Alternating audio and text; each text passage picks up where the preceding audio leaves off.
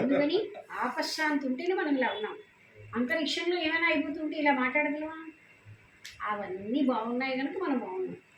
So వాటన్నిటి కోసం మనం ప్రార్థించాలి. వేదం అదే చెప్తుంది, be thankful to all these things. ఇప్పుడు ఒక చిన్న కాగితం తెచ్చిచ్చే థ్యాంక్స్ అండి అంటాం. మరి ఆ సూర్యుడి కాంతి వల్ల మనకి ప్రాణం వస్తుంది. థ్యాంక్ యూ అని చెప్పొద్దు ఆయనకి.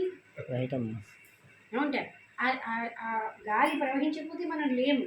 పృథ్వీ మనని భరించి, అంటే ఆ చెత్త అంతటిని పీల్చేసుకోకపోతే మనం ఇలాగ దుర్గంధంలో మనం కూడా ఈ పాటికి డీజనరేట్ అయిపోతుంది. సో మనం పృథ్వీకి, పంచభూతాలకి థ్యాంక్ఫుల్గా ఉండాలని వేదం చెప్తుంది. అంటే మన మనుగడ వాటన్నిటితో లింక్ అయి ఉంది. నాకెవరితో సంబంధం లేదండి అంటాడు వీడు ఆవకాయ. వీడు అన్నిటి మీద ఆధారపడి ఉన్నాడు కదా. అవును.